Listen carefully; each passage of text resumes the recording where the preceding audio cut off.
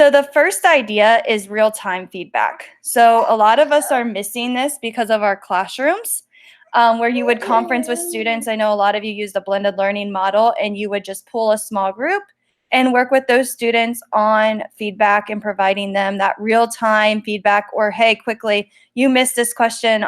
Let's take a look at what happened. So my suggestion for that is we can still kind of do that with Google Meet. And you can set up appointment slots in Google Calendar. So if I open up this new tab, you could also do this using Google Forms and just giving the kids the link. I would go to Google Calendar.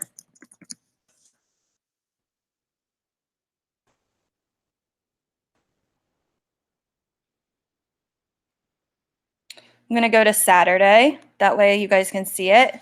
You're just going to create a new blank. So I do one click and this new blank event comes up. And then you're going to click appointment slots right here. And I would do feedback. I could do from, 8:30 until, let's say, 10:30. I only need to meet with each student for 10 minutes. So you can set how long you want to meet with every single student. And then you would click the link. You would give this link that's going to pop up in your URL in your Google Classroom so students can come in here and sign up for when they would like a slot with you. So this one would be 8:30 to 8:40, and they would get feedback. You would have the student's name on your calendar, and then you would just have to, they would hit save. They could add a description if they said like they needed feedback on iReady. So they could type that in there. They hit save. You should get an email.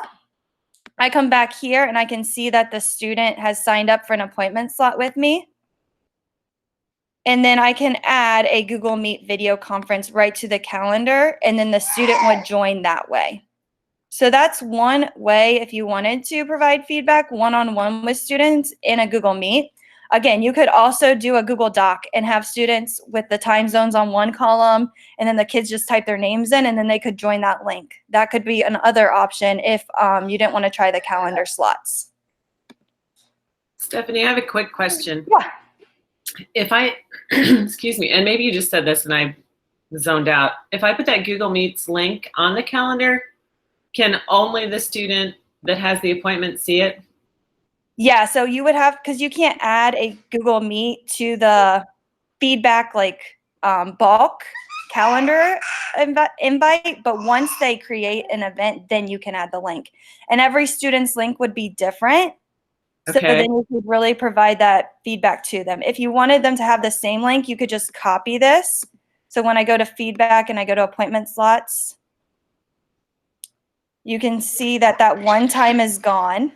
I'm going to sign up for 9 o'clock now. I need iReady help again. I'm going to view in my calendar.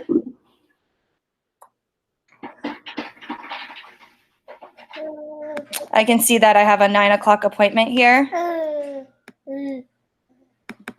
And then when I click it, let's see if it will open. Once it's done loading, there we go. I have to add another Google Meet video conference. You can see that the link's different. However, if I wanted to use that same link, you can edit it. And now it's that same link from the first conference. Okay. So that's kind of up to you if you want to have different meets. So then the student doesn't come in early and interrupt, or if you think they will be right on time. Can they reuse it? If you use the same link, can a student reuse it? Because I have had kids that are trying to stay on after I'm finished so they can continue to chat. Yeah, but they would have to add somebody. So you could do that. I would suggest either doing a invite here and then using Google Classroom. I don't know if how many of you have seen that feature yet. And pull it up.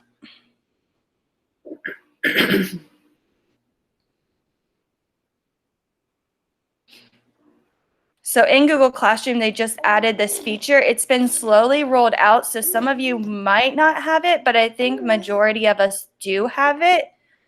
So once you're in Google Classroom, let me find one where I am not a co-teacher. There we go. You'll go to the setting gear right here. You'll turn it on. And down here is the Google Meet. You can toggle it on and off. The kids have about 30 seconds to where they can log back on and have another conversation once you end the meeting. Google's, I think, working on that, but that is the only negative to that. So then if I was doing appointment slots, I might say, hey, check out the Google Classroom link. And the Classroom link, once you save it, will pop up here for the kids to join. And you just click it, and then you're in a Google Meet meeting. So Stephanie, I've been using that, and Mhm. I've been turning it off at night and on in the morning, because then I just leave it open all day. Is that okay? That Yep, way? that's fine. Okay. Yep. And then I would just turn it off when I'm done or I'm at lunch or if I don't want to meet with students, and then Right. save. And then when I go back to the classroom, you can see it's gone. Perfect. Thank you. Yeah. So I would, if you want to, set up calendar invites. That way it's one-on-one feedback. Also, if you notice that some students are making the same error, you could do small group feedback.